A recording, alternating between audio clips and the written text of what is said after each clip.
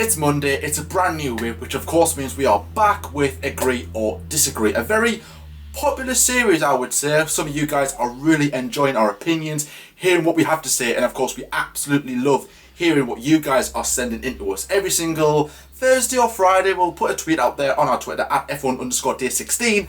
If you haven't followed us already, we'll post up a bit of a picture. You comment with your F1 opinions underneath.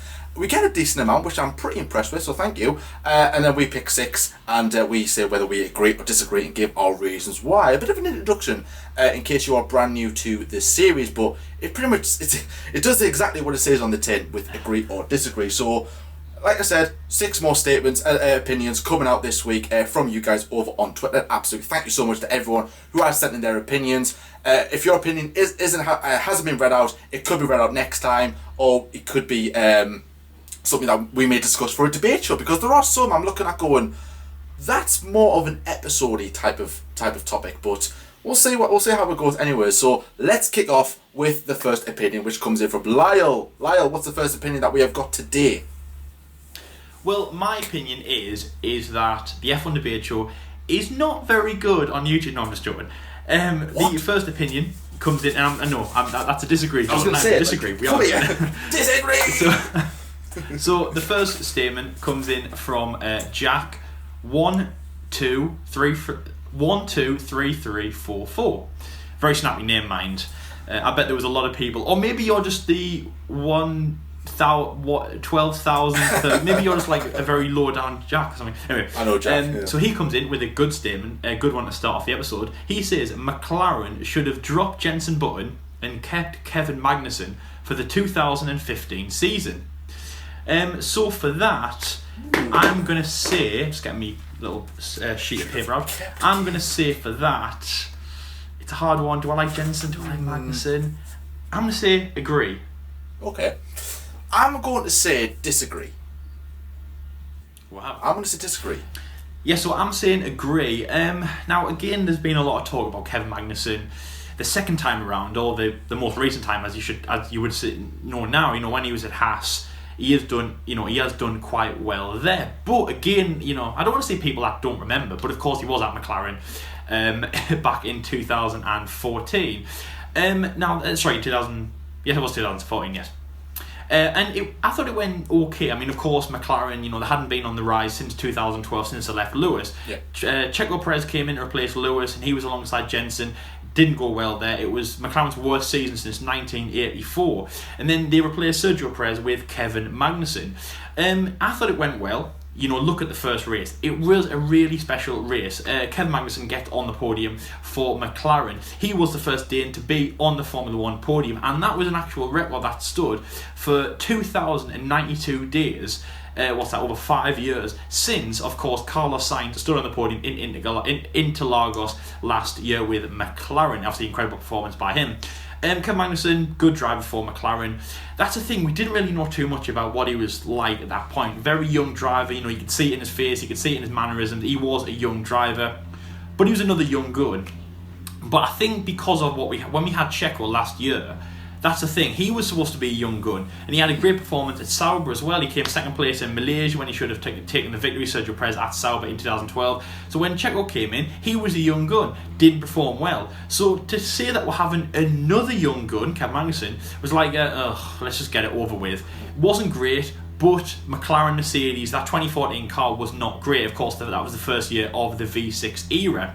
2015 came along. Now, again, this was one of those things where, Jenson, he was a good driver. Of course, had his 2009 World Championship. Still not that long ago. It was only 5 years ago since that actually happened. Leader of the team at McLaren. They did need him. He was a rock. He was implemented into McLaren at this point. He was a good driver, K-Mag. He was a good partner to Jenson. They really did get on. No real team battles or team orders or anything like that. Again, as much as I can think of, I don't think they ever had a crossword on the radio or anything like that.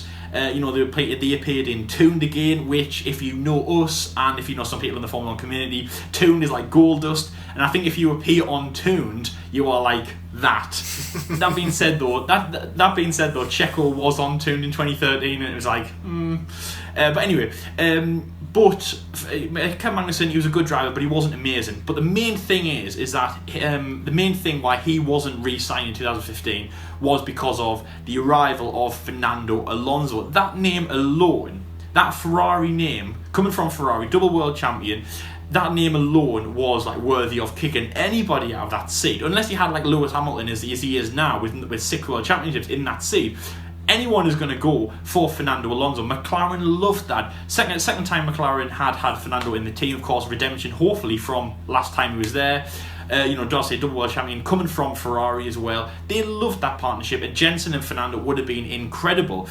That was the reason why Kevin Magnussen was dropped. But that wasn't the question, of course. The question was Jensen should have been dropped for Magnussen. And of course, it would have been K-Mag and Alonso. I think the main thing is that they wouldn't have had a leader at McLaren. I know Fernando is experienced. I mean, he's been in Formula 1 since 2001. That's over 10 years at this point, of course. He'd been in Ferrari. He, of course, would have been a leader. But he wouldn't have known McLaren.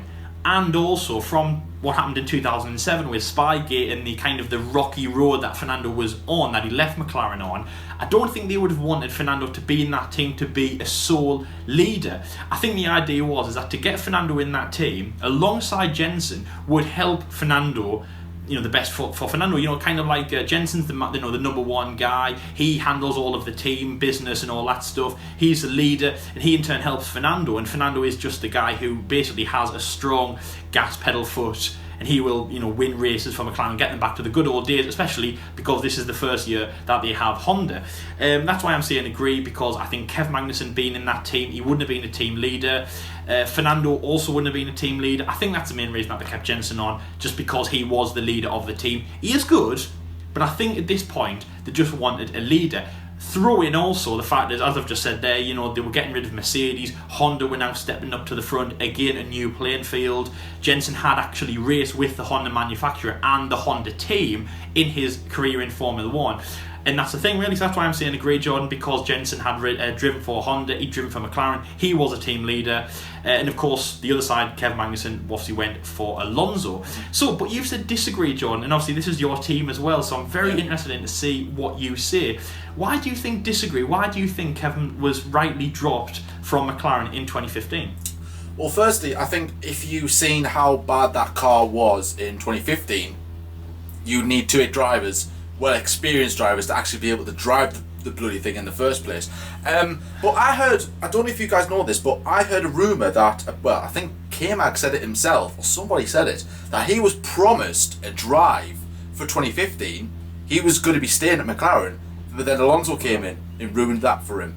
So it could have been a K-Mag button partnership for another season. So I think that was a bit wrong from McLaren, but I think for me, K-Mag didn't really... he had that podium in Australia, which I was like, that is amazing. But from then on in, he didn't really have any moments where I was just he didn't really do much in my opinion. From what I remember, I just didn't think he did anything brilliant. And of course, he was a new guy on the ranks, he was a rookie, and there was a lot of potential, there was a lot of hype around him. And I was adamant he was going to be staying. I think I made a prediction saying that he was going to be staying at McLaren. He wasn't. They brought in Alonso, but of course Button I think was rumoured to be retiring, but then maybe stayed in another 2 years because of his dad sadly passed away just before the season started in 2014, and there was a rumour that he was going to be leaving just the day my dad's not here anymore. Me and him have done this since day dot, and it's like it would be wrong for me to continue on without him. But he stayed for another 2 years during the Honda era. He was probably promised something spectacular. You think, you know what, I might go out on another championship here, and that wasn't the case. That wasn't the case at all. But no, Jensen Button for me was he's an alright driver, isn't he? He's not anything like. Is he a legend in Formula 1's eyes? Maybe, I don't know. It depends how you see him, but I think Button's career at McLaren wasn't necessarily brilliant. Like, he wasn't really in any title fight. He came second in 2011. He beat Lewis Hamilton in 2011, which was incredible. But Vettel was on a different playing field back in the day, and there was no hope in hell's chance of Jensen catching Vettel. And it's not really remembered for anything brilliant. Even after 2014, it was just, of course, there wasn't much he could have done, of course. But I just think as well, like I said, that keeping Button just kept that. McLaren had the two very experienced drivers in 2015, and I think for me, Button is a better driver than K-Mag, and I think K-Mag didn't really show any real potential. But like I said, I was certain, absolutely certain he was going to be staying. He didn't. He dropped down as a reserve driver for 2015. And it was supposed to race in Australia in 2015, if you remember that. But McLaren being with Honda, it had its moments, and K-Mag broke down before the race could take place. So that was his McLaren season over, his career over, and then he went off to Renault the following year. Which, I mean, he's had moments of brilliance, but again, I'm just like, yeah, he's all right. But if I was like Ron Dennis at the time and I had to choose between Button or K-Mag, I would choose Button. Apart alongside Alonso, the friendship would have been better. Two very well experienced drivers.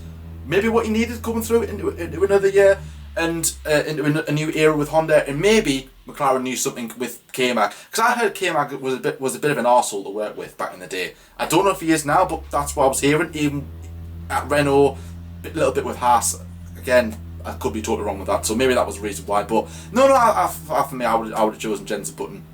Like I said, more experience. Was he a quicker driver? Yeah, he probably was. Okay, so moving on to the next one, which comes in from BMPHF1. He says, now this is one of those controversial ones. He says, Carlos Sainz will beat Charles Leclerc in the World Championship in 2021. Carlos Sainz is obviously going to Ferrari next season, partner alongside the young Monegasque driver. Will he beat them though? Will he beat Charles Leclerc? I'm going to say disagree. I'm going to say disagree as well. Yeah. So I mean, this isn't like a little slide dig or a dig at Carlos Sainz in any shape or form. He's a really good driver. Is he worthy of that Ferrari drive? Yeah, absolutely. I think he is. And yet he brings back the talent with him. He's shown that at McLaren that when he settled in, he can deliver the results. He did a brilliant season for McLaren. Whitewashed Lando Norris in the races almost. He challenged for that top six. He was in the top six actually. He finished ahead of obviously Pierre Gasly and Alexander Albon. Of course, those two drivers that swapped places at Belgium last year. And going to Ferrari, it's going to be a totally different scene to what it is in McLaren. McLaren is modern. It's on the way forward. It's optimistic. It's positive. They're in the right direction. Ferrari aren't right now. I don't know what the mood is like at Ferrari at the moment, but I think from the vibe you kind of get with Seb and with the look that they've had in recent years, it's not that good. Will that hinder Sainz? It could. It could not, I don't know. We have seen drivers who have done well in Formula 1 go to Ferrari and they're just not the same essentially. They're not really, well, they are alright, but of course they're nowhere near as what they were back in the day for whatever reason that is. Charles Leclerc is he's a talent. He's a really quick driver. He's got bags of potential in him. Is he World Championship material? Absolutely. Can he do it with Ferrari? It's whatever Ferrari give him at the end of the day. Whatever Ferrari can throw at him. Give him the right car. Can he win the championship? Absolutely. He can certainly challenge for it. Carlos Sainz coming in, of course, there is that there's that kind of debate of is he number one? Is he number two? Or is it going to be equal status? Charles has said that there will be no number one status or whatever, or he's not number one. But with the 5-year deal behind his back, I can pretty assure you now, Charles will be the number one driver, and Sainz could pose a bit of a threat. I think he will beat Leclerc in some races on outright pace. I mean, Ferrari could get their strategy wrong. Sainz could finish ahead of Leclerc. There could be a bit of a question mark going, hang on guys, why did you allow this to happen? Prime example, Singapore 2019 was the one, and then similar things happened in Russia with team orders and stuff, so that could hinder a few things. But I think for me, I think Sainz is a good driver. Charles is also a really good driver. They're going to be equally matched. I don't think Leclerc is going to run away with it. I think Sainz will put up a bit of a challenge. I just think Ferrari will give Leclerc more than Sainz because of that. He's the future of the team, and for that reason alone, I think Sainz won't be beating Leclerc in 2021. So, but I'm not saying that it's going to be a bad battle. I just think that Charles Leclerc is Ferrari's golden boy. He will get priority over Sainz. So for that reason alone, I think it'll be Charles Leclerc finish ahead of Carlos Sainz in 2021. Lyle, you also said disagree. What's your reasons? Well, yeah, I agree with you, of course, on that. He's number one. I'm not one of those guys to get really, really excited about a driver and think that he's the best thing since sliced bread, for example, like, Max or anyone like that. I'm not going insane about Charles Leclerc, and of course I'm a Red Bull fan, so I'm like, I don't really care that much about what Charles doing, even though I would actually like him in the team a little bit, Red Bull. That's a statement from me. With Charles Leclerc, the vibe that I'm getting off him is that he's just a Tifosi magnet. What I mean is that Ferrari, I think now, have found somebody who they have, like, he is the next, I don't want to say the next Michael Schumacher, but someone else, he fits into Ferrari like Michael Schumacher did. I want to say like Fernando Alonso did, but of course he didn't win any championships with him. He really fits into Ferrari in the image. Of course, that is mainly helped by winning in Italy. He is a real big fan favourite. He's a team favourite. And yes, George said that, he is definitely the future of the team. Carlos Sainz, I think he will do well, of course. He's just he's a good, hungry driver. He has the car, he has the support. That's a thing, actually, just kind of, this might be a topic for future episodes, but we did a topic the other day on a certain Lando Norris about, is he overrated? That's one of the things about Carlos Sainz that I actually don't think that he is. I do not think that he is overrated. I know it sounds like an opinion. I just think that he has this kind of cool persona, and when people come to judging him, they don't really know what to make of him, because last year we would have never said that he would have walked away with driver of the year, and I think it was a 5th place in the season, and of course his podium in Brazil, and even if Hamilton hadn't got disqualified, back of the grid to 4th place in a McLaren is incredible. He will have a good season at Ferrari. One of the things that I think Carlos Sainz will definitely bring is this kind of less about team orders and more about battling. Just when you were saying there about number 1 and number 2 driver, I think Carlos Sainz to me is going to be more of a Nico Rosberg kind of driver. Okay, yes, of course he is going to be number 2. Yes, he are going to support Charles Leclerc, and of course, yes, Ferrari are going to give everything to that driver because he is the future of the team. He's the one that is going to drive them forward, win them championships in both directions. But instead of this Sebastian Vettel sitting behind him complaining, no offence, Seb, Carlos Sainz will be the man who will just battle him. He won't complain, he won't sit behind him, he won't rely on these team orders or tactics of the pit wall. He will battle him, and that's what I'm excited to see. It will be a good fight, it will be juicy, but I think that he will be just the perfect teammate. I think Charles will like him in the team. I think he'll be respectful. I don't think he'll battle him too much, even though I do think he'll stand his own ground. He won't like being number 2 driver, but he won't kick off so much like a Sebastian Vettel or anything like that. It'll be a new breath. It'll be fresh air to Ferrari, something that they haven't seen in a long time. But Charles Leclerc will, of course, beat him, mainly just because he is the number 1 driver. The Ferrari team are giving everything to Charles Leclerc, and of course, even if Charles was on the back foot, he would still having a great season. I mean, just look at what he did last year. His pole positions, his victories, absolutely incredible. I mean, that run of pole positions, Belgium to Singapore, and obviously the 2 wins in Belgium and Italy as well, absolutely incredible wins. When you think of course how he actually did it in Belgium, obviously after what he'd been through on the weekend. Absolutely formidable driver, really, really incredible to watch. In terms of Ferrari playing catch up with the other teams, I don't think it really matters. Even if Ferrari are 3rd, 4th best team, Charles still will beat Carlos just because he's new to the team, and obviously Charles is implemented and Ferrari are going to put him as number 1 driver. But yeah, I think that it will be a very, very, very good fight, and they'll be very close together in the World Championship. I'm very excited about that. So let's move on to the next question, which comes in from Sam O'Gara with an Irish flag, so I assume Irish. So he has said Sergio Sorokin was unlucky to lose his seat, that is his seat at Williams in 2018. A very defensive driver that should still be in F1. Now, yeah, again, just to kind of start off, obviously, as I said there, Williams driver 2018. Williams on the back foot, looking for money. They had Lance Stroll as well, first season in Formula 1 for that. And yes, of course, it was unlucky. 1 season at that team, of course, until George and Robert came in. So to that, I'm going to say, it's hard, but I'm going to say agree. I'm also going to say agree too. Sergio Sorokin. Now, I think when he was in Formula 1, that's the thing. I didn't really know too much about him. He was a Russian driver. You know, they've done quite well. We've had some good Russian drivers in the past. Vitaly Petrov, Danny Kvyat, of course. So I was excited to see what he could do. But the main thing was he was in a Williams. He was in a 2018 Williams. One of the worst Williams we've ever seen. Until that point, of course. Before 2019, that is. Yeah. Just like... back of the grid, nothing really exciting about him. I think that was just one of those things about Williams that just wasn't really getting off the ground. I think he was a bit of a clumsier driver, you know, there was a few mistakes, he was making a few crashes here and there, things like that. But yeah, just didn't really know too much about him. And I'm not going to say that I know more about him now because I really don't. I've only seen these questions just before we jumped on record. So I don't know too much about him. But what I'm going to say is, though, is that, yeah, I do believe he should have been given more of a chance in F1. Now, of course, people have different opinions on Robert, in 2019. Should he have come back? What was his story? I mean, of course, incredible story after what had happened in his career earlier on.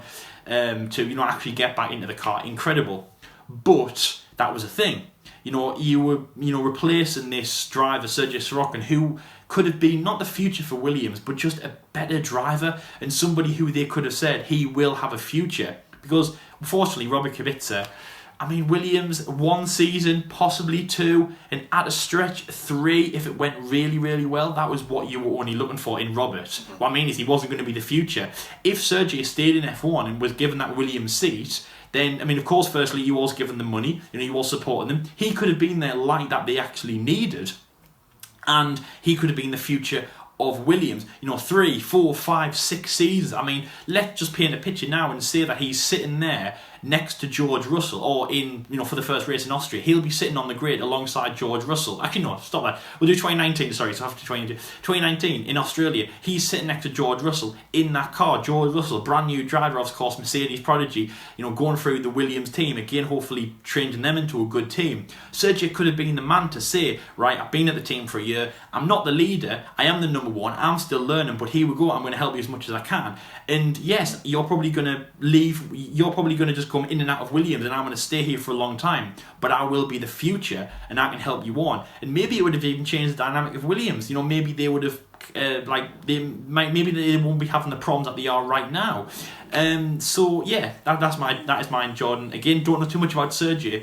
I'm just saying I think it would have been nice to see him have more time in F1, and that's a thing I can just think of. I think the future of Williams, yes, because the one thing that I can say with certainty is that if Lance Stroll, because Lance Stroll came into Formula 1 in 2018, his dad bought the seat, if Lance stayed at the team, I think Williams would have been fine with that. Lance, again, 18 years old, I think he was one of, if not the youngest driver at that point. He could have stayed in the team for a long time, again, serving them right. Lance moved on. So I think in that way, Williams kind of dropped the ball a little bit to say, right, we've lost one driver who's obviously paying us, and who could be the future of Williams.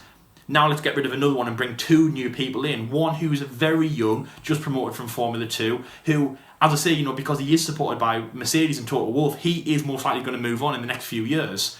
And let's bring in Robert Kubica.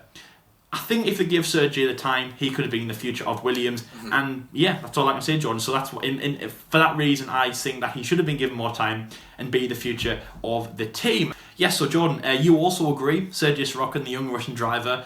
What's your view? Should he have stayed? Why should he have stayed at Williams for 2019 and possibly even onwards? Well, firstly, I did hear of Sorokin pre-Williams. I was aware of him. I remember this clear as day. 2014, that he was tipped to be the next big thing in Formula 1. He was young.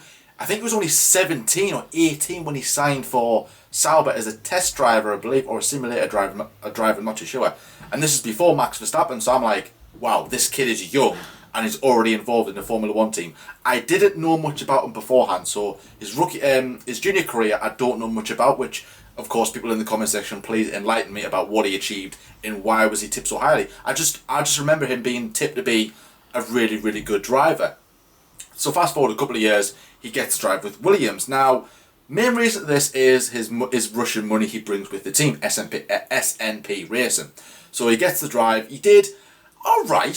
Don't get me wrong, it was a heap of rubbish, that car in 2018. It was a heap of rubbish. He wasn't going to achieve anything. But nevertheless, He had some good performances, but ultimately he finished at the bottom of the pack and only scored 1 point. Still though, I mean, like I said, what more was he going to do in that car? So I was thinking 2019, he'll get the drive, surely, retain both drivers perhaps. Then again, maybe not both, because I think there was still that rumour that Stroll was going to be buying Force India at the time, Racing Point, and there was big talk that Stroll was going to be going off to, well, at the time, Force India for 2019. So I was thinking Sorokin will stay, no problem at all, maybe bring in George Russell, which again, he was a big rumour at the time. But then when like contracts and everything started happening, I think it was SMP pulled out of a deal with Williams, and then all of a sudden, then the finger pointing starting. This happened to this guy. Oh, he said this, and oh, she said that, and all this, and then before you know it, he hasn't got the drive anymore, and he's left out in the cold, and he's got no more Formula One. And he said himself, he's absolutely devastated, really down in the dumps that was the case, because he probably felt he could do more. All right, maybe his lucky stars were watching him on that day, because he would have had to drive that piece of crap the following year in 2019. But get my point that it wasn't down to his ability of racing. It's just that the money that SMP pulled out of the deal with Williams. So it was either well, we're taking our money and we're taking our driver with us. And then Williams responded with, all right, then, shove it. We're going to bring in George Russell, who we had planned to anyway. And we're also going to bring in Robert Kubica because he brings money and the media attention that Williams will get because Robert Kubica is back on the grid. Yeah. It didn't work, unfortunately. But hey, why not give it a try? I think Sorokin should have been signed for another team. I think he was test driver with Renault, then he was test driver with McLaren. But for me, it's a bit of a shame that unless a new team comes in and he gets, brought in again to Formula One, I can't see him coming back. I really can't see him coming back. I hope I am wrong. I do think that he has unfinished business, but I think like Stoffel Van Dorn, he was rated highly, but because of the car and other things on Sorokin's side, he wasn't able to continue his Formula 1 career. And at time of recording, it is at an end, but never say never for a Formula 1 comeback for Sorokin. So the next opinion comes in from Josh Potts. He says, if Verstappen stays at Red Bull, he will never win a championship. Now, I think this is something that's cropped up before. I think we've spoken about this in previous debate shows, because I'm sure I've heard this before, and I'm absolutely certain that we've maybe discussed this or just heard it off the grapevine or something like that along the lines. But if Verstappen says Red Bull, he'll never win a championship. I'm going to say disagree. I'm going to say disagree. I'm also saying disagree. He's also saying disagree, of course, Lyle being the Red Bull fan that he is. He obviously likes both drivers. Well, firstly, I'm going to say, well, of course, Red Bull aren't in any position really at this present time to challenge for championships because Mercedes are the dominant force and Ferrari have always been. It's really been a battle between Ferrari and Red Bull for best of the rest. Really, I mean, Ferrari could have had a sniff in 2017, 2018 perhaps, to give their drivers a championship, of course, mainly Vettel. That wasn't the case for whatever reason. And of course, 2019 was just a different kettle of fish. And Red Bull have always, I feel for me as well, and even when Ricciardo said this, it becomes more apparent, even when your driver's saying this, that Red Bull have not made any progress since the V6 era came in. Alright, they had problems with Renault, I understand that, and of course Honda, it's a different era, kind of a reboot, restart button, and maybe for the new regs, two come together, and Red Bull will become a dominant force once again. So, and I've kind of got the same opinion on Red Bull. They're a nice modern team who have success, and they were once upon a time one of the most hated teams of Formula One. But nowadays they're more like we're trying, and it's not working. It hasn't worked for whatever reason, and demoting and promoting drivers, it's still not good. I think having Verstappen and Albon, you've got a really good young lineup. One driver who's naturally quick, and another one who's got potential. Can he become world champion? I think he could. Absolutely, he's good. He's only been in one season, so let's see how he does toe to toe with Verstappen from start to end. And Red Bull, like I said earlier, they've won a championship before. They've got the facilities to do it. They've done it before, so why can't they do it again? I don't think it'll be in this current age of regulations. I think it'll be in 2022, maybe not 2022, but you know what I mean, like in the brand new set of cars. I think Red Bull will be looking at that as an opportunity, forgetting about 21. And look, you know, the regs were supposed to be coming in for 21, then now been pushed back to 22. So I think Red Bull will go, you know what?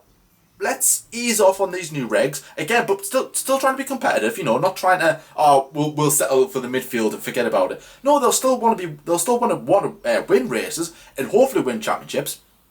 But their main target will be 2022, and like I said, restart all again. So they've got the facilities, they've got they've got the guys, they've got the drivers, they've got a recipe for a really good championship team. Once again, they just need the other little bits. Improvement, you know, for example, the engine, that was a big hit for Red Bull. Renault didn't get the grasp with the V6s. Honda have, in a way, well, compared to what they used to be. Now with Red Bull winning races again, it's good to see. So I think if Verstappen does stick, well, he will stick about, but you know what I mean. So for as long as Verstappen's there, I think he will win. He will have a shout of winning the championship. Again, there are other things you've got to consider, like they could build a really good car, it could be unreliable. Another team like Aston Martin, let's say, could come in and just totally whitewash the competition, where all the teams that weren't together are now together, but now Aston Martin or maybe even Ferrari might get that together and just sail away into the distance with the title, because they've got something on their car that nobody else has. So there's all that to take into account. But forgetting that for a bit, I think Verstappen's in a really good place. I think he's got the ability to do it. He's been more consistent. He's becoming more mature. And yeah, I just think how can it feel? Of course, like I said, there are other ways of doing it, but no, I think he could do it no problem. And I'm hoping that we do get a little juicy battle between Charles Leclerc and Max Verstappen one day. So yeah, no, I think he could. I think he could win a championship at Red Bull. But of course, Josh, if you are watching this video, right? And you said that Verstappen won't win a title at Red Bull. Where would he go then? Where would he go to win a championship? Leave it in the comment section below and let us know. Lyle, you also said disagree. Your team, Red Bull, and of course your driver Verstappen, and of course other one being Albon. You said disagree. Why is that? Well, firstly, with Verstappen, I always knew this was going to happen, and some of these Verstappen fans are quite ridiculous out there. You're a reporter and you didn't know it. Max comes in, he's insanely fierce, and that's the thing. He's at Red Bull one season, can't win the championship, he's off. So, to be honest, actually, in some Verstappen fans' minds, he's brought in 2016, he wins the World Championship, so he's brought in Spain 2016, wins the championship in 2016, then 2017 he's off to Ferrari, wins the World Championship there, and he's off, and it's like, oh my god, are you ridiculously like that? Sebastian Vettel didn't even do that. Michael Schumacher didn't even do that. You know, it took them a few years, maybe not that long. I mean, Seb, you know, only two years. You know, not that long, but they still had to wait a little bit. The best news for me in 2019 was Max Verstappen signed with Red Bull. But not just that, he signed with Red Bull for another 4 years. All of this crap, all this talk about him going to Mercedes, going to Ferrari is just like, it's down the can. And I'm loving it. I'm loving that Verstappen stays at the team. Thankfully, loads of people saying I'm wrong, we're wrong, Verstappen's wrong, blah, blah, blah, you know, on Facebook and all that. I love these like groups that we have.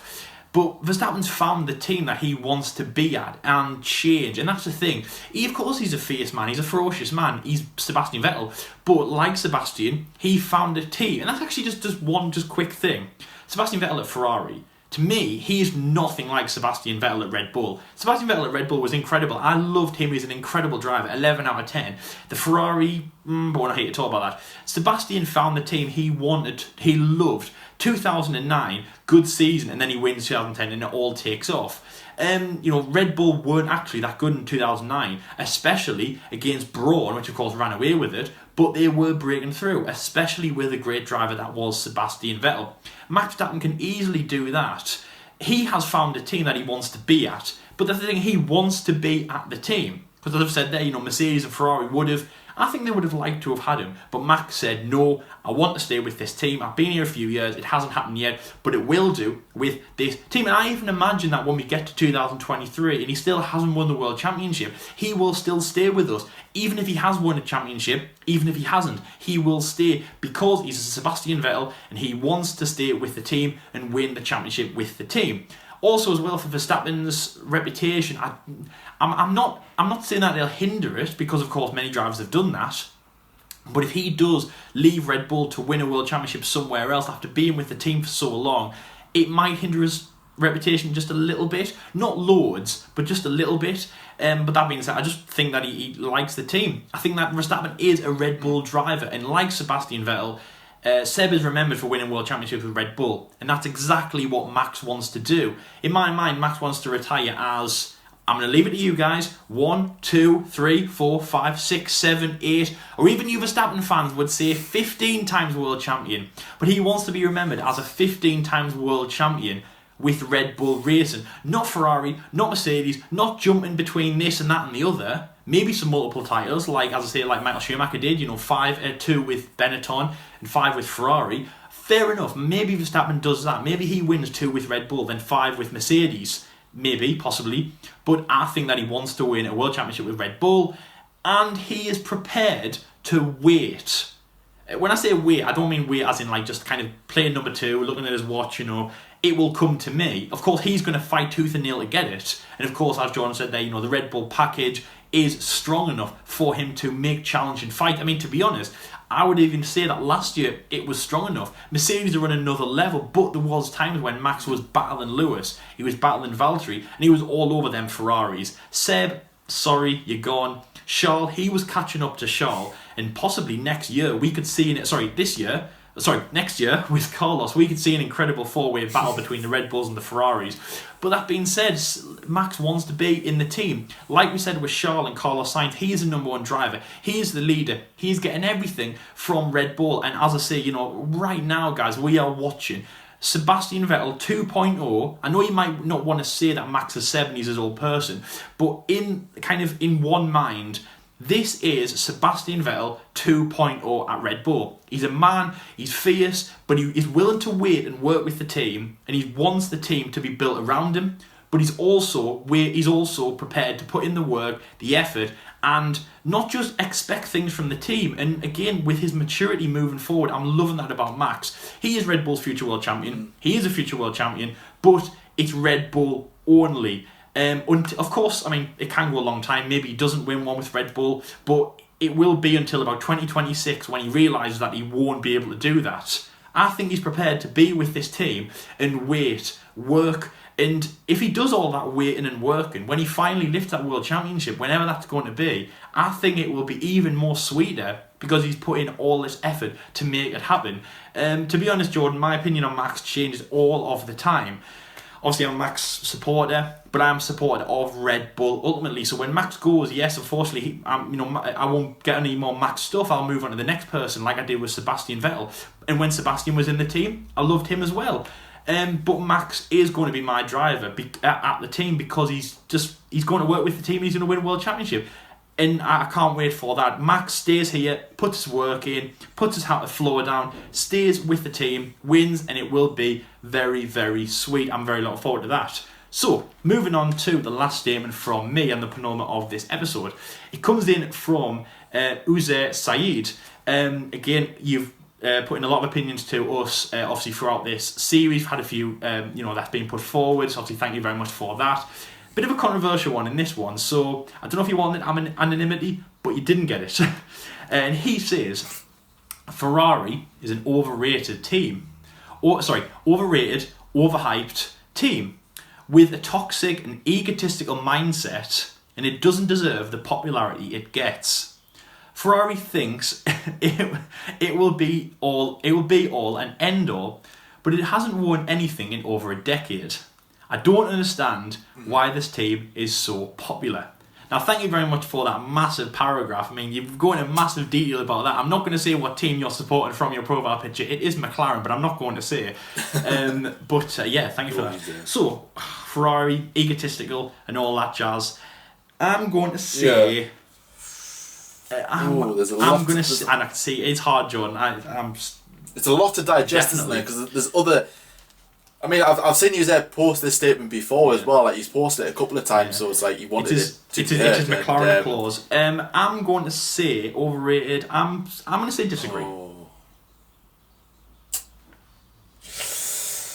I'm going to say I'm going to disagree as well.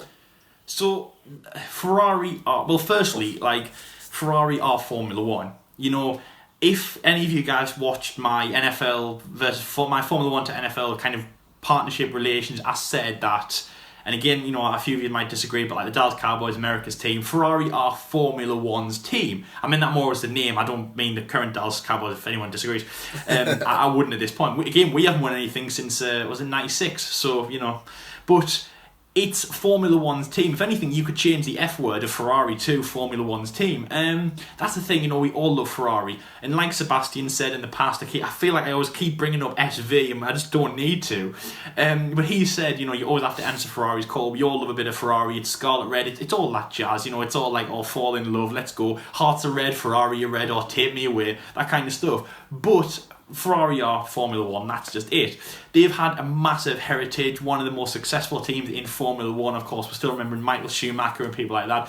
Driving for that team is incredible. Overhyped. I'm going to say no to that, just because of the fact that people who do get behind the team, of course, think they're the best things in sliced bread. You know, Mercedes fans think this silver arrow revolution that we're seeing, it is incredible, but it absolutely surge. It's the thing we haven't seen before. Their surge to the top has been absolutely incredible. People that get behind Ferrari just believe that they can get back to the top. Not overhyped, because they are still consistently at the front. I think if they did it, I mean, because of course Williams, very successful team like Ferrari, but Williams are now at the back. I think if this question was Williams are overhyped, I would completely agree. Williams are overhyped because they're at the back. Same as Renault as well. Very successful historical team in Formula One. They're midfield. They're overhyped. But it's Ferrari. No, because even over that decade that he says Ferrari haven't won anything in, they've still been very, very close. 2008, Felipe Massa. 2010, Fernando Alonso. 2012, Fernando Alonso.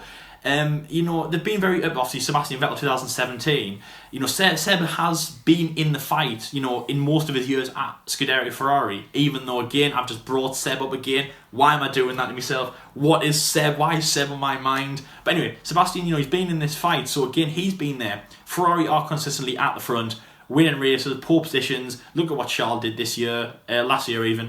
So, yes, they're not overhyped because they are still there. They still are successful, winning races, being on podiums. They even get people like Kimi Räikkönen to win again after 115 races. Kimi would never have won a race if he hadn't driven that Ferrari. He would have, his last win would have been in Australia, 2013. He wouldn't have won again in Austin. But Ferrari are that team to, put them results up. And anything else is just driver error. Mainly from Sebastian Vettel, when we've seen Seb spin and crash in Germany and things like that. But look at Charles' wins, it's incredible. And Ferrari are not an overhyped team. They're at the front and they're consistent. They're just not that consistent to win. And yes, of course, if you're going to say they're overhyped to the fact that they don't win when they should be, it's slipping in there, yes, because Ferrari still believe that they can dominate the world like they did in the early 2000s with Michael Schumacher. And yes, that is not true. But in terms of a hyped team, it's not true. I think Ferrari are very consistent, very strong, and the reason why they're popular, the last thing that he says on here, the reason that they are popular is, I want to say it's what they're doing right now, which of course is very much true. They bring in some great drivers, Felipe, Fernando, of course, Michael, of course, but since then, Felipe, Fernando, Sebastian, Charles, and obviously now Carlos. Sebastian Charles, that has a nice, first name Sebastian, second name Charles, that's a nice ring to it, that. I might call my future kid that. So they've had some great drivers. Of course, team from Maranello, the prancing horse, Scarlet Red, we all know that car. If you ran that on Pointless, 100 people out of 100 would say Ferrari is the only team in Formula 1 because that's just the one you always think of, and that's why they're popular. And also, it might just be a bit of like the 2004, the last title by Michael Schumacher dying off, or the 2007 Kimi Räikkönen dying off, the buzz from that. But if anything, that's just the love that they have for the team. It's probably the same as Williams. Their last championship, what was that? Was that 96 with Damon Hill? That'll still be fresh in people's minds. So that's why they're popular, they're hyped, but they're not overhyped. And they are still a strong, good, consistent team and Formula One's team. But I mean, of course, amazing comment from you. Really, really good. So Jordan, and that was mine. Ferrari, incredible. You said disagree as well, didn't you? Yes, you did. We have to start remembering these. So, yes, disagree. Are they Formula One's team? Are they everything that I said? Can you get through this without mentioning Sebastian Vettel's name? Not like me. Why do you think? Why do you disagree with his paragraph?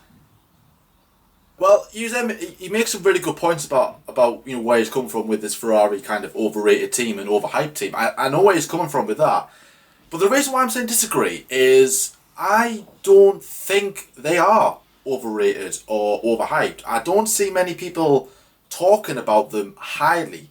I always see people being respectful about Ferrari, say praise them when they're good and then discriminate them when they're doing bad. And I've just never really seen someone I've never seen it's not like a Max Verstappen kind of hype, Charles Leclerc hype, Lando Norris hype or whatever. I don't necessarily. Of course, he might see it more than I do, so that could be why the reasons why. But when I'm on Twitter and social media and stuff, I don't really see it. Now, if he could be referring to that, or he could be referring to the Tifosi.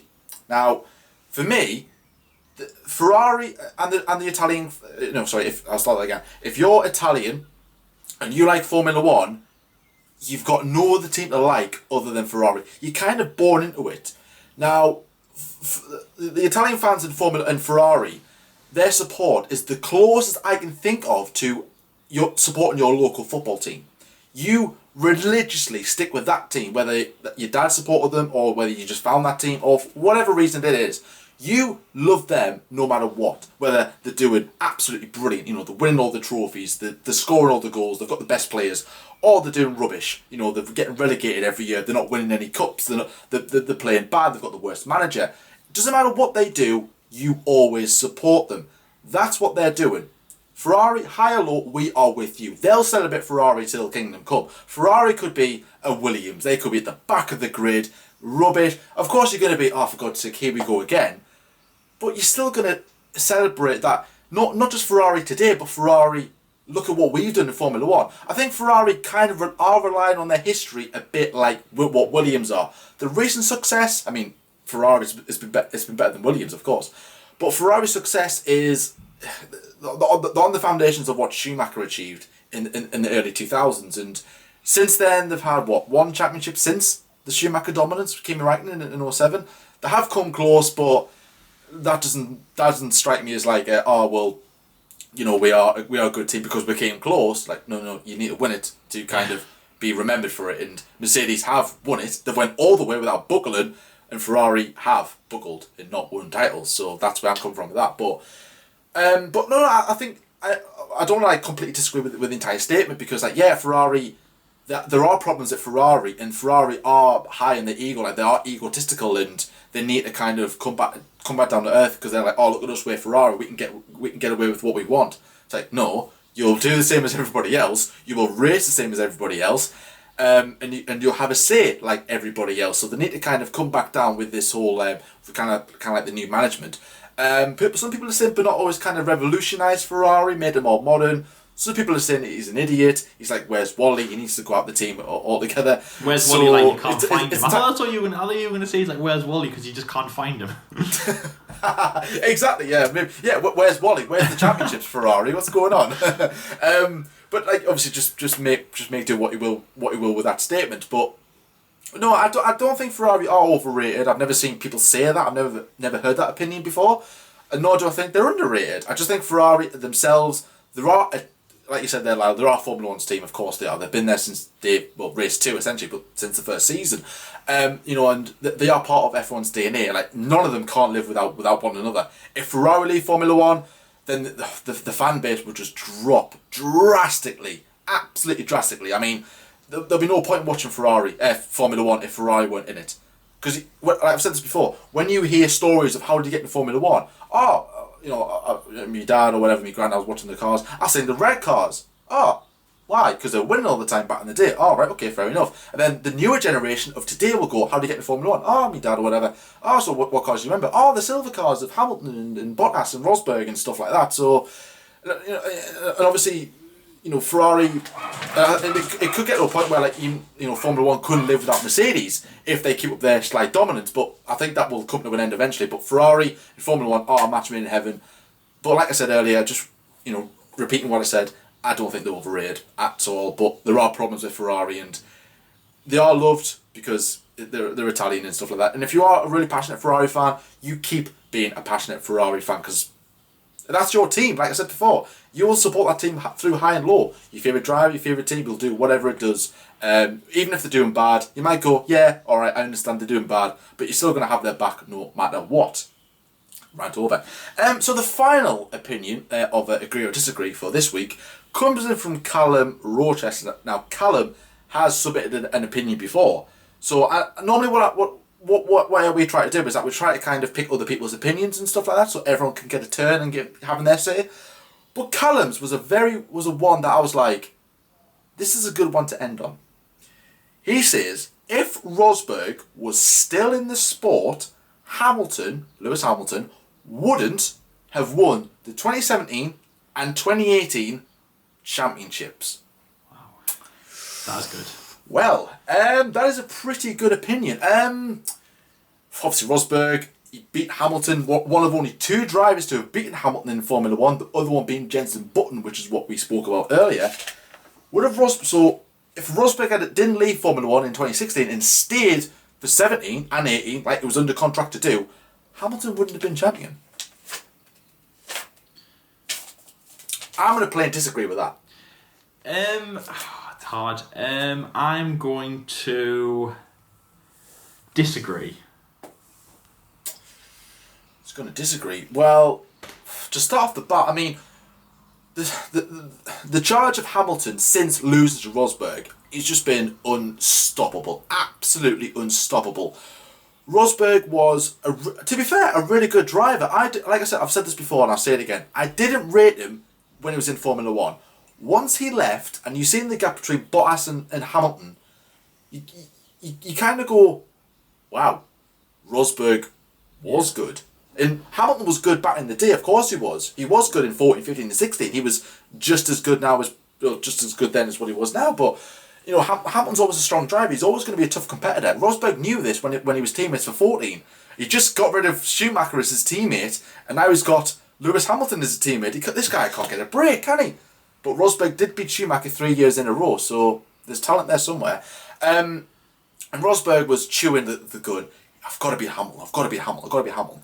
The rivalry, you know, boiled over in 16 at Spain. It was never the same. The relationship was broken down. Rosberg wanted one and only goal: win the championship. Maybe 2 goals. One, to win the championship, but also to beat Lewis Hamilton in the process. Fair and square, mind, fair and square. Because I know there'll be a couple of comments saying, "Oh, well, Malaysia 2016, that's how he won the title." No, don't get into that. And when Rosberg won the title, he beat Hamilton by a couple of points. Hamilton trying on his best, you know, not to make him win the title. And Hamilton was defeated. Hamilton does not like losing. He's a proper racing driver when it comes to that. Of course, other drivers don't like losing. Vettel was the same, and Schumacher was the same in other drivers and stuff like that, even Senna. So Hamilton was like, you know what? I'm just going to take a step back. I'm just going to have a massive factory reset. I do not want to lose to my teammate or another driver for as long as I'm in Formula 1. He doesn't want to go through that pain again. Let's face it. You know, because every championship challenge he's been in, essentially, I know he lost it in 07, but not bad for rookie season. In 08 he won it. In 09 the car was terrible. Since then, he hasn't really had a championship fight since 14, and he was just stronger and stronger and stronger. In 16, Hamilton was like, I want 3. I want more titles. You know, he knew Rosberg was a threat, so he was like, this guy is quick, so I need to be on my game. But something triggered in Hamilton's mind that went, I don't want to lose again. I do not want to lose again. So away he went, did a reset, came back stronger than ever. If Rosberg had stayed, Hamilton would have been in the exact same position. He would have came back in and he would have just ran away with it. Ferrari, obviously with the threat of Ferrari, but still, I don't think Rosberg would have beaten Hamilton again after that. I think that the gap would have been a lot closer. I think Rosberg would have won more races in 17. I think he would have won at least a race in 18. Because like I said, Rosberg, he's a talented driver. I just think Hamilton was ultimately better, and he will never want to lose to Rosberg again if he had stayed. So he would have trained harder, trained longer, you know, been on the simulator more, and for that reason alone, I just think Rosberg wouldn't have stood a chance. Again, only playing the hindsight here because we don't know how that would have unfolded. I'm just going off how Hamilton reacted to it after he lost the championship, because he didn't know. But you know, is Bottas going to be good? Is it going to be on my pace? Is it going to be? Am I just going to be Bottas is not a threat? What's going on here? So he didn't want to lose again. So, and even if Rosberg had stayed, Hamilton would have been in the exact same mindset. Lyle, I think you also said disagree as well. Yeah, explain why. Yes, I also said disagree. As you were saying there, Jordan, actually, yeah, that he only had one goal in mind. Of course, he would have beaten Lewis if he won the championship, but that was his only goal. And actually, that kind of all or nothing mentality, I think that helped him. You know, it's like going to the roulette table and putting all of your chips on one number. I mean, the chances of that happening are ridiculously ridiculous. But he wasn't waiting around for, like, as I say, you know, a certain SV, you know, a Ferrari to, you know, I'll chuck some chips in here, I'll chuck some chips in here, I'll chuck some chips, like, you know, years and years and years. He gave everything in that fight. I'm only talking about the final year, of course, because, you know, we all know 2014, he got very close. Lost it in Abu Dhabi when he had a technical failure. That was really unfortunate. But since then, and mainly in 2015, when we were saying about his composure, he just thought, right, next year I've got to do it. You know, he did very well. He won, I think it was the final 3 races in 2015. So when he was standing there in Abu Dhabi with a 3, and it's not really he's not leading into 2016 because of course everyone starts from 0. But his drive was, you know, he'd won 3 races off the bounce in 2015. He'd known that Lewis Hamilton, since he'd won the World Championship in 2015, he'd fallen. He wasn't as strong after all of their fights, after all of their arguments. Their big friendship, you know, it boiled over after all their collisions and things like that. This was, Rosberg went, right, it's all or nothing. I'll start in Australia, win in Australia, then win number 2, then win number 3, then of course, and it was the number 7th race, of course, when Spain happened. That was the number 4th race, obviously, which would have been 7 in a row, obviously spilling from 2015 to 2016, equaling another record set by the great Michael Schumacher, who did that in a row. That was also Nico's goal, I think. That would have been a great thing to set, but not his true goal. That's just one of those things, you know, like running at a 10k. You might get a 5k goal, but you're like, who the hell cares? I wanted the 10k kind of thing. He gave everything in 2016, every single thing he could, just ignoring everything, ignoring the fact that he was second place driver, ignoring the fact that, you know, Lewis Hamilton was there, he was getting more popular, Lewis was, you know, more fierce, the team were more fierce after Spain, for example. Lewis Hamilton said that when he retires, he'll finally tell us what was actually said in the treehouse at Spain, at Catalonia in 2016, obviously when they crashed. Didn't affect Rosberg whatsoever. I think that it settled on Lewis's mind just a little bit more than Rosberg. I feel like Rosberg just did not care in the slightest. I'm going to chuck everything. I'm going to put all my chips on the table. Exactly. I'm going to give everything I can, 110%, to beat Lewis. Once I do it, that's just it. You know, like, I've given everything. I'm so weak, but that's it. I've done it. Of course, he had a family. Maybe if he didn't have Vivian, he didn't have his young daughter at that point, he might have stayed in the fight. We know that he did retire a family man because, of course, he wanted to spend more time with them. But mainly, it was just to win the World Championship. He'd done it. He had done it for himself, and that's a main thing as well. That's one of those things. It's like it's you know, it's approval comes from within. If anyone's a Shawshank fan, you might get that. You know, it's you win it for yourself. You don't win it for glory or anything like that. You win it for yourself. And that's exactly what Nico did. He won the World Championship for himself, for his family, for his new child, and he went out a champion. And again, another glory thing, going out a champion. That is an incredible feat as well. Going out undefeated as well, you know, is incredible. It really, really was. He was a good driver, and that's the thing. I think if he, so obviously just quickly before I end there, if he said, right, no, I'm going to stay in 2017. I think that's, I agree with John. I think that's where this wouldn't have gone very well. I think just because he gave everything, he gave all this fight, he left everything. It's almost like he left every single thing he could he left all of his boots from his old school behind because he knew he'd never have to go back and get them. But then now he has to go back and get them. The 2017 would not have gone well. And he would have been in the fight, but he'd have been number 2 driver. And it's just a hunch at this point because yes, he would have been a good driver, but just the fact that he just gave everything in 2016, it just showed that he wouldn't have been strong enough in 2017. And at this point, you have Sebastian, you have Kimi and Ferrari, and it was a stronger car because again, 2016 Ferrari was terrible. They'd done all this swapping places in Red Bull, you know, bringing in Max for Danny. 2017 would have played out a lot differently. Nico would have been beaten, and then if Nico did retire at the end of the season, I'm not saying that his 2016 championship would have been forgotten, but people would have gone, you won the championship, oh, who cares? You're not going out on top. You've been defeated. I'm sorry, but that's just it. You're not undefeated anymore.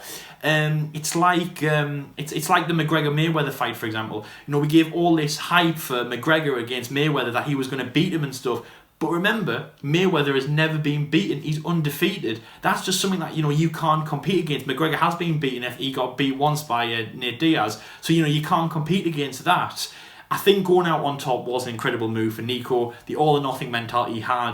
2016 will go down as one of the most memorable seasons. Not for outside the Mercedes compound, but if you are a Mercedes fan, not just for Lewis, and not just for how dominant the Silver Arrows was, but for Nico and how good of a driver he actually was. So there we go, obviously. A great fight by Nico. Great statement as well. Thank you to everyone who sent in some incredible statements. Jordan, it's been yet another good episode, hasn't it? Some great opinions, some great statements by our fans. And obviously some great controversy, some great, just getting them out there. But that's what we love, isn't it? It's been, yes, another great episode. As well, obviously, thank you to everyone who did submit their opinions to us as well. We absolutely love reading them and obviously discussing them. I absolutely love it. And of course, you guys seem to love it as well, which is always good to see because we like to make content that you guys love to see. So, and of course, leave your opinions in the comment section below about anything that we've said, what other people have said, and just let us know what you think as well. I think timestamps will be below as well if you want to kind of skip through each one of them in case you're like, I don't really know about this one, but I'll skip on to the next one and see what that one is like. But anyways, guys, thank you so much for watching another Agree or Disagree. A bit of a quieter week coming up on the F1 Debate Show this week. We've only got the new series of F1 24/7 and of course the F1 Debate Show out on Saturday. But we have got some cool videos coming your way very soon. And more importantly than that, the F1 season is upon us, guys. Oh my, we're nearly there. It's awesome. Oh, I cannot wait. As well, we'll be posting a video as well about updating our kind of race week schedule again and kind of maybe reminding you or maybe giving a couple of tweaks as well as to what's going to go down because we'll have added in some new series, new additions since the race was cancelled back in Australia. So that's what we'll do, but we'll do that closer to the time. I just thought we'll let you know there now. But yeah, can't wait for the start of the season, guys. But anyways, thank you so much for watching. If you haven't already, please like and subscribe as well. And like I said before, comment down below about all the opinions said in today's episode. And until next time, guys, we'll see you later. See you later, guys.